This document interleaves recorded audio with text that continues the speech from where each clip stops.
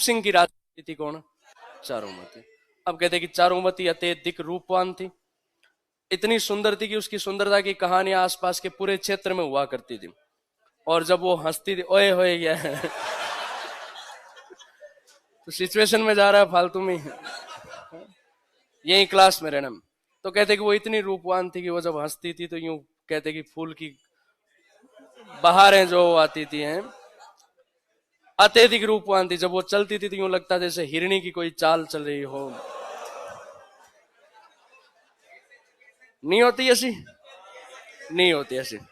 तो कुल मिलाकर के आपको ये ध्यान रखना कि अत्यधिक रूपवान थे, और जितनी ज्यादा रूपवान थी उतनी ज्यादा वो एक तरह से भगवान विष्णु की वैष्णव धर्मावलंबी थी, भगवान की भक्त थी उतनी बड़ी। उस टाइम दिल्ली का राजा औरंगजेब,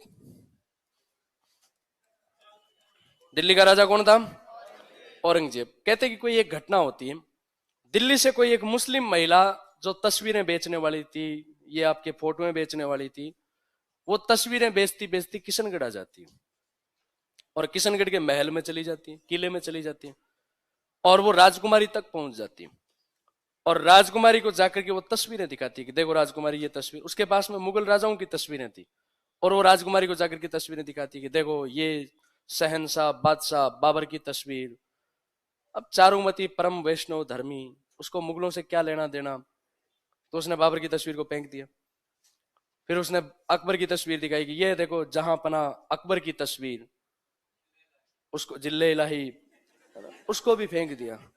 उस महिला को लगा कि यार ये मुगलों की तस्वीर को फेंक रही है। फिर इसने लास्ट में औरंगजेब वाली तस्वीर दिखाई, ये देखो आलमगीर औरंगजेब शहनशाह बादशाह की तस्वीर। तो उसने फिर औरंगजेब की तस्वीर को फेंक दी और उसको पैरों तले रोंद और दिया, अपनी हाई हील्स और लगा दी उस पर कि मैं तुम्हारे मुगलों की तस्वीरों को पैरों तले रोंदती हूं, जूती तले रोंदती हूं। तो उसको लगा, बुढ़िया को लगा यार गजब, किशनगढ़ इतना सा एक छोटा सा स्टेट, और औरंगजेब की तस्वीर को इसने पैरों तले रोंदा है। उसको लगा कि ये मामला कमाई वाला है। उसने उस तस्वीर को तुरंत उठाया और उसके चारों ओर लेमिनेशन करवा लिया कि अगर ये बात अगर मैं औरंगजेब को जाकर के बताऊं तो औरंगजेब पक्का मुझे इनाम देगा, और इस घमंडी राजकुमारी का पक्का वो घमंड चकनाचूर करेगा। तो वो तुरंत उस तस्वीर को उठा करके पहली फ्लाइट में किशनगढ़ से दिल्ली, हाँ, और किले के अंदर जाकर के जोर जोर से यूं विलाप करने लग जाती है कि हाय मेरे फुटे अभागे, जुलम हो गो आज तो, ये देखने से पहले तो मैं मर क्यों नहीं गई ऐसे फिक्स होते हैं 4-5 सेंटेंस इनके है? ये देखने के लिए जी रही थी क्या है? कुदरत का कहर देखो, अब ऐसे ऐसे होने लगे। तो किसी सैनिक ने पूछा कि तू क्यों रो रही है? ऐसे किले के बाहर रो रही थी कि बस बादशाह को ही बताऊं और किसी को नहीं बताऊं। तो सैनिक बादशाह को जाकर के कहते हैं औरंगजेब को कि ऐसे ऐसे कोई बूढ़ी महिला किले के सामने रो रही है, विलाप कर रही है, कोई दुखी होगा उसको। तो औरंगजेब उस दिन कोई साधारण मूड में होगा, उसने कहा कि भाई बुला लो उसको। तो औरंगजेब के सामने जैसे गई तो औरंगजेब के सामने विलाप करने लगी। औरंगजेब ने पूछा भाई हुआ क्या, ये तो बता। कि क्या बताएं, बताने लायक बात ही नहीं है, मेरे से तो बता ही नहीं जाए। औरंगजेब ने उसको पानी वानी पिलाया कि इसको पानी वानी पिलाओ भाई, और इसका थोड़ा सा यूं स्थिति ठीक हो, नॉर्मल आए, तब हाँ मूड। तो मतलब कोई चीज नहीं छोड़ सको थे, 80 साल की डोकरी ही वाह ठीक है,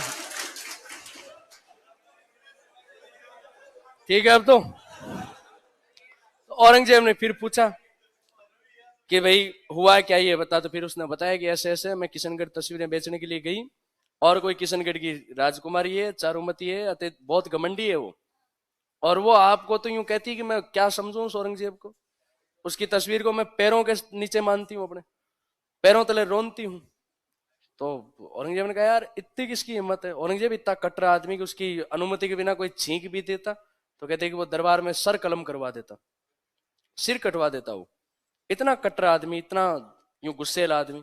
उसने कहा यार किशनगढ़ है कौन, पहले तो ये बताओ किशनगढ़ है कहाँ। तो पहले तो गूगल पे सर्च किया गया कि किशनगढ़ है कहाँ, नाम ही नहीं सुना था, छोटी सी रियासत थी बेचारी। तो पता चला कि अजमेर के पास में कोई राठौड़ों की रियासत है और किशनगढ़ है वो। औरंगजेब के दरबार में खूब सारे हिंदू मनसबदार होते थे, नौकरी करते थे। औरंगजेब ने कहा भाई किशनगढ़ रियासत है, मतलब कोई ना कोई राजकुमार तो अपने दरबार में हो गई, पता लगाओ कौन है। तो पता चला कि इस राजकुमारी का भाई मानसिंह, चारुमती का भाई था कौन? मानसिंह। मानसिंह उस टाइम दिल्ली में औरंगजेब के यहाँ नौकरी कर रहे थे, मनसबदारी कर रहे थे। तो कहा कि साहब इसका भाई अपने यहाँ दरबार में नौकरी कर रहा है, बुला के लाओ उसको। तो मानसिंह को बुलाया। मानसिंह की टेंशन हो गई कि यार आज बादशाह ने ऐसे कैसे बुला लिया। तो दूसता दूसता मानसिंह गया बेचारा, और मानसिंह को औरंगजेब पूछता है कि मानसिंह कहाँ गए? कि किशनगढ़ गांव साहब। क्या बात हो गई?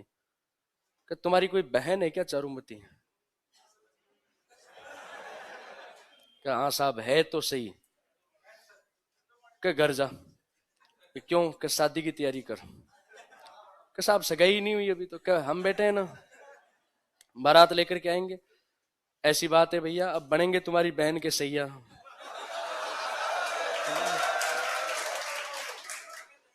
अब मान सिंह बेचारा किशनगढ़ वाला, इतनी तो यूं हिम्मत नहीं इतनी तो हिम्मत नहीं कि वो औरंगजेब को मना कर सके। उसने कहा कि साहब ठीक है, मैं करता हूं व्यवस्था, जाता हूं और तो क्या। तो मान सिंह गया और अपनी बहन को जाकर के कहा कि तूने किसी बादशाह की तस्वीर को पैरों तले रौंदा है क्या? उसने कहा हाँ रौंदा है, क्या हो गया? कि हुआ कुछ नहीं, अब शादी की तैयारी कर। वो शादी करने के लिए आ रहा है, पता है वो औरंगजेब है, पूरे भारत का राजा है, उसकी तस्वीर को पैरों तले रौंदा। चारुमती ने कहा मैं एक विधर्मी से और उस दुष्ट से शादी करूं जो एक नंबर का कटर है, मैं परम वैष्णव धर्मावलंबी, कृष्ण की पूजा करने वाली, विष्णु को मानने वाली, मैं उस विधर्मी से कैसे शादी करूं? आज करूं न कल करूं, मर जाऊं लेकिन शादी नहीं करूं। मान सिंह ने कहा अब तुम मर चाहे जी, शादी तो उसके साथ ही करनी पड़ेगी। मैं कह के आया हूं, वरना 1 मिनट लगेगी उसको किशनगढ़ को मट्टी पलीत करने में, ज्यादा समय भी नहीं लगेगा, क्योंकि अपने है कितनी की रियासत। तो कहते कि चारुमती अपनी सहेली को कहती है कि भाई मैं विधर्मी से शादी नहीं करूंगी। रोने लग जाती है। तो उसकी सहेली कहती है कि भाई रोने से अगर ये ब्याह टले तो मैं रो रो करके किशनगढ़ का तालाब भर दूं। रोने से तो शादी थोड़ी रुकती है। अब उस औरंगजेब को चैलेंज किया तो ब्याह तो करना ही पड़ेगा। चारुमती ने कहा भाई कोई तो होगा जो इस काम को टाल सके। कि एक है, कौन? के मेवाड़। के अच्छा राज सिंह जी के? हाँ। के राज कि राज सिंह जी के? हाँ राज सिंह जी। कि राज सिंह जी को तो मैंने रिक्वेस्ट पहले ही भेज रखी है। अब चारुमती यूं राज सिंह जी से मन ही मन प्रेम किया करती थी, क्योंकि मेवाड़ वाले हिंदू धर्म के रक्षक, हिंदू धर्म के प्रबल संरक्षक। तो चारुमती महाराणा से मन ही मन प्रेम करती थी। और कहते हैं कि चारुमती चारुमती महाराणा को खत लिखती है, और वो खत लिखती है शीशी भरी शराब की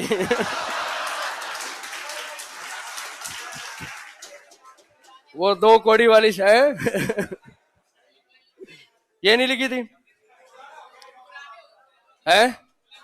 आजकल खूब मतलब नई शायरियां आ गई। ये उस टाइम की शायरियां होती थी जब खत से प्यार होता था, जब कबूतर खत लेकर के जाया करता था, तब ये शायरियां हुआ करती थी। हाँ, तो महाराणा को खत लिखा उसने कि भाई अब मेवाड़ के महाराणा में इतनी शक्ति नहीं बची क्या कि वो कोई दिल्ली का बादशाह आएगा और यहाँ की राजकुमारियों को उठा के ले जाएगा और शादी कर लेगा। महाराणा ने कहा तू टेंशन क्यों ले रही है, ब्याह भी तो करना है, मैं तैयार हूं, टेंशन ही मत ले। तू एक बार कह तो सही, बोल तो सही कि मेरे से शादी करनी है। क्या? हाँ। जुबान तो खोल, बता तो सही एक बार है? तो महाराणा ने कहा कि मैं तो तैयार हूं, तू टेंशन ही मत ले। वैसे ही औरंगजेब को तो मैं यूं वैसे ही देख लूंगा, टेंशन लेने की जरूरत नहीं है। उसकी इतनी हिम्मत है, उसको राजा ही मैंने बनाया। आज नाटक कर रहा है वो।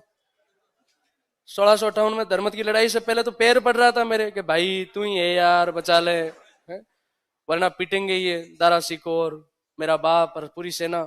मैंने राजा उसको बनाया, और आज यूं मेरा विरोध करेगा क्या हूं? तो राज सिंह ने कहा तू टेंशन ही मत ले, भाई तैयार है, मैं तैयार हूं, बारात लेकर के मैं आऊंगा मैं तैयार हूं। फिर चारुमती ने कहा कि ठीक है। कहते कि बाकायदा वो महाराणा को खत लिखती है, और वो खत किसी को चाहिए तो पूछ लेना, मेरे पास पड़ा है वो, उसकी कॉपी। हाँ, चारुमती वाला खत मेरे पास पड़ा रियल में। अरे बड़ा है मेरे पास, कल दिखा दूंगा आपको महाराणा राज सिंह जो है वो, महाराणा राज सिंह जी औरंगजेब को संदेश भिजवा देते कि देख, तू किशनगढ़ घूमने के लिए आ तो आचे, कभी तू ब्याह करने के चक्कर में आया ना तो पिट के जाएगा, देख लेना। औरंगजेब ने कहा अच्छा यार, मैं दिल्ली का राजा और मैंने चारुमती को क्या और दिया, इसके भाई को और कह दिया, मेरी बेइज्जती नहीं हो, और तू वैसे ही मेवाड़ छोटी सी रियासत, तू मेरे को रोकेगा क्या? तो राज सिंह ने कहा कि तू एक काम कर, आ ही जा, फिर बराती बराती ढंग से लेके आना, तब देख लेंगे। अब साहब राज सिंह जी ने औरंगजेब को चैलेंज कर दिया। अब औरंगजेब भी हूं, बहुत ताकतवर राजा था। राज सिंह जी ने कहा कि भाई अब चैलेंज कर दिया तो संकट के समय तो कौन आए? चुंडावत। और चुंडावतों के सेनापति थे रतन सिंह जी। सलूम्बर के कौन थे? रतन सिंह जी चुंडावत। तुरंत इमरजेंसी मीटिंग बुलाई गई कि भाई मेवाड़ संकट में है और औरंगजेब को रोकना पड़ेगा, औरंगजेब आक्रमण करेगा, युद्ध लड़ा जाएगा, और राजकुमारी से शादी तो मेवाड़ की होनी चाहिए, मेवाड़ के राजा की होनी चाहिए, चारुमती से शादी। तो तुरंत इमरजेंसी बैठक बुलाई गई और तुरंत ही राज सिंह जी ने कहा कि रतन सिंह जी, आप सलूम्बर के हो, चुंडा के वंशज हो, आपका अधिकार है, मेवाड़ के लिए आपकी पीढ़ियों ने मर मिटने का काम किया है, इस बार भी आप ही संभालो। अब समस्या ये कि रतन सिंह जी का ब्याह भी हुआ 2 दिन पहले, इनकी नई नई शादी हुई, इनकी पत्नी का नाम क्या था? सेवल कौर, बूंदी की राजकुमारी थी।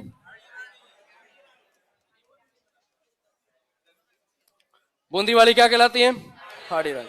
2 दिन पहले रतन सिंह जी की शादी हुई, नई नई शादी हुई, और 2 दिन बाद में मेवाड़ का महाराणा कहे कि औरंगजेब से लड़ने के लिए जाना है। अब औरंगजेब जितना ताकतवर राजा, रतन सिंह जी को पता था कि भाई युद्ध में वापस जिंदा नहीं आएंगे, तो रतन सिंह जी ने कहा बाप जी इस बार सक्तावतों को भेज दो। है, ये सक्तावत खूब कह रहे हैं कि भाई हमें भी मौका दो, एक बार इनको मौका दे दो, पहले भी इन्होंने कहा था। राज सिंह जी ने कहा नहीं, ये तो आपका ही अधिकार है, आपको ही जाना पड़ेगा, और आपको तो गर्व होना चाहिए कि मेवाड़ के लिए मर मिटने के लिए तैयार हो। रतन सिंह जी ने कहा भाई चुंडा ने किया तो अन्याय ही था। एक तो इनको राज दिया, एक तो इनको राज दिया, हाँ जूतियां ही नहीं फटी थी अभी तो, एक तो इनको राज दिया मोकल को, और एक ये और अधिकार दे दिया कि मरने के लिए पहले कौन रहेंगे, तो अब क्या करें भाई। तो रतन सिंह जी ने कहा कि भाई ठीक है जाएंगे। रतन सिंह जी ने कहा राजा जी क्यों इतने अन्याय कर रहे हो, 2 दिन पहले ब्याह हुआ है? और अब लड़ने के लिए भेज रहे हो, और वो भी औरंगजेब से। कोई छोटी मोटी जोधपुर बीकानेर से भेजते तो मैं हिम्मत भी करता, औरंगजेब से लड़ने के लिए भेज रहे हो, वापस जिंदा ही नहीं होऊंगा, मुझे पता है। आपका ये धर्म थोड़ी है, कर्तव्य थोड़ी है, नया नया ब्याह हुआ है, कोई गोवा की टिकट टिकट करवाते हैं और लड़ने के लिए भेज रहे हो आप भी। पर महाराणा ने कहा कि नहीं भाई आपका अधिकार है, जाना ही पड़ेगा आपको। रतन सिंह जी ने कहा साहब है तो जाएंगे, पूर्वजों के काम ये से क्या उपाय है। पर रतन सिंह जी अपनी पत्नी से खूब प्रेम किया करते थे, शुरू शुरू में होता ही है, तो खूब प्रेम किया करते थे, और वो अपनी पत्नी को खूब रोज यूं खत लिखा करते थे, फूल है गुलाब का। है ना? रोज अपनी पत्नी को खत लिखते थे कि मैं युद्ध नहीं कर पाऊंगा, मैं तेरे बिना जी नहीं पाऊंगा, और मुझे तुम्हारी याद आएगी।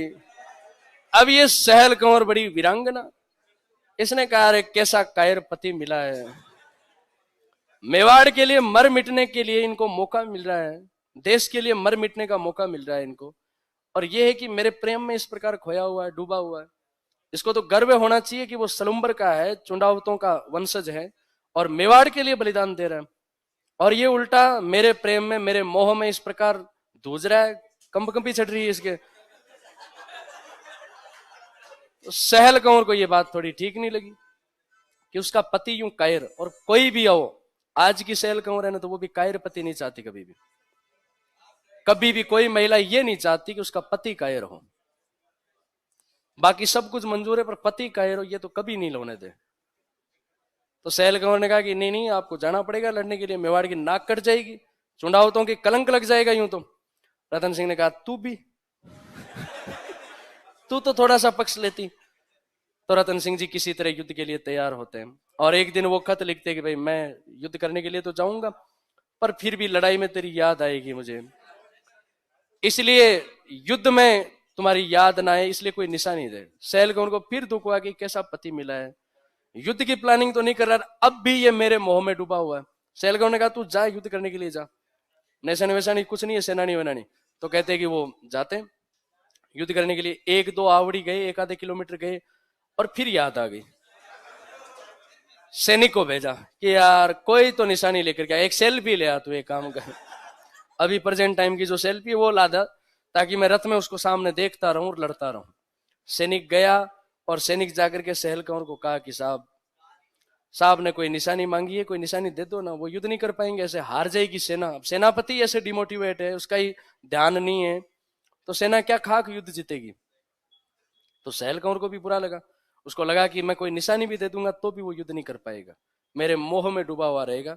कहते कि सहल कंवर ने तुरंत उस सैनिक की कटार छीनी और सिर काट करके थाली में रख दिया कि ये ले जा, चोंडावत मांगी सेनानी, सिर काट दे दियो छत्र। ये ऐसी वीरांगना अपने राजस्थान में हुई। अपने हाड़ौती के कवि सुरेश अलबेला ने फिर लिखा है इस पे कि क्या दृश्य होता है जब सहल कंवर अपना शीश काट करके देती है। धरती का वक्ष चीर चीर धीरता बनी, रोता मयंक सूर्य ऐसी वीरता बनी, दिए की आग सूर्य सी प्रचंड हो गई, पीकर के जहर जैसे नीलकंठ हो गई, सागर के आंसू रोई थी चंबल की धार भी, इससे बड़ी कथा नहीं मिलेगी प्यार की, चूंडा को जंग जीत का आशीष दे दिया, थाली में काट छत्राणी ने शीश दे दिया। ये अगर कोई हो सकता है तो ये अपने राजस्थान की वीरांगनाएं कर सकती है। आज वाली नाखून नहीं काटे, आज वालियों को यूं कह देना कि नाखून काटना है, तो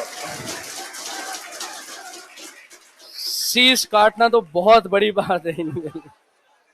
पति के लिए नाखून नहीं काट सकती भाई साहब, ना नाखून नहीं काटे, कभी नहीं काटे हैं। तो सहल कंवर जो है वो अपने पति को शीश काट करके निशानी के रूप में भेजती है। कहते हैं कि मेवाड़ की सेना के 2 भाग बनाए गए, एक भाग तो औरंगजेब की सेना को रोकने के लिए, रतन सिंह जी चुंडावत जाते हैं, औरंगजेब की सेना से लड़ते हैं, लड़ते हुए वीरगति को प्राप्त होते हैं, और एक सेना बनाएगी बारात के साथ में जाने के लिए कि भाई राज सिंह जी जाएंगे बारात लेकर के। मान लो किशनगढ़ वाले थोड़े से यूं ऊंच नीच की भावना दिखाए और वो कही दे कि साहब नहीं करेंगे शादी, तो किशनगढ़ वालों को तो सल्टी लेंगे, है ना। तो थोड़ी सी सेना तो होनी चाहिए, तो थोड़ी सी सेना राज सिंह जी के साथ में बारात बन करके जाती है। जैसे किशनगढ़ पहुंचे तो आगे चारुमती का भाई मान सिंह बैठा हुआ था। उसने सोचा औरंगजेब की बारात आई होगी, तो उसने देखा कि औरंगजेब नहीं आया यार, मेवाड़ वाला राज सिंह आ गया। तो मान सिंह जी ने पूछा, हाँ राज सिंह जी, आज किशनगढ़ में कोई दूसरो ब्याह भी है क्या? सुनियो ही को नहीं हो। राज सिंह जी ने कहा, दूसरों को नहीं, एक ही ब्याह तुम के कठे कि चारुमती से शादी करने के लिए आया हूं। मान सिंह ने कहा, यहाँ थोड़ी हो सके, चारुमती की सगाई तो औरंगजेब के साथ में हो गई, औरंगजेब की बारात आई है, बारात आएगी, शादी तो औरंगजेब के साथ होगी। राज सिंह ने कहा, तू पहले सेना देख पीछे कितनी है, और तेरी औकात है लड़ने की तो बात करना फिर, और वरना शादी तो मैं करके जाऊंगा। मान सिंह ने यूं देखा, यार भयंकर पिटेंगे ये तो, है ना, क्लीन स्वीप होगा ये तो भयंकर तरीके से। मान सिंह ने कहा कि साहब अब आप आ गए हो तो हमारे तो स्कीम चल रही है, पहले और पहले पाओ, है ना। तो अब आप आ ही गए हो तो आप कर लो, और तो क्या है। तो चारुमती के साथ में फिर शादी किसके होती है? राज सिंह। राज सिंह को पता था कि ये मान सिंह एक नंबर का औरंगजेब का चमचा है, तो इस मान सिंह को अपने साले को गिरफ्तार और करके लाते हैं और ला करके जेल में डाल देते हैं। 2-3 महीने तक जेल में रखा। फिर चारुमती ने एक दिन राज सिंह को कहा, ऐसे तो मत करो भाई, ये मेरा ऐसे थोड़ी होता है, हैं? तो फिर साला है तुम्हारा, है। तो फिर मान सिंह को छोड़ा जाता। छोड़ते ही ये सीधा औरंगजेब के पास गया। किसके पास में गया? औरंगजेब। औरंगजेब के पास में जैसे ही पहुंचा तो औरंगजेब ने कहा, यार मान सिंह ये क्या तरीका हुआ, तो उन्होंने मेरी भी बारात बुला ली, मेवाड़ वालों की भी बारात बुला ली। मान सिंह ने कहा, साहब मैं तो नहीं बुलाया, मेरी बहन नहीं, और रातों रात पूरी ऑपरेशन फील्डिंग जमाई थी, मुझे तो पता ही नहीं है।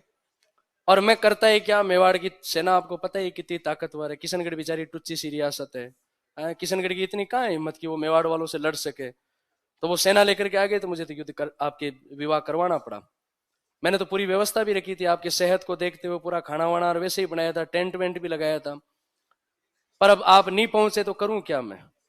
एक काम करो, उसका तो चारुमती का तो ब्याह उसके साथ में हो गया, राज सिंह के साथ में, एक मेरी छोटी बहन और है, उससे आप शादी कर लो।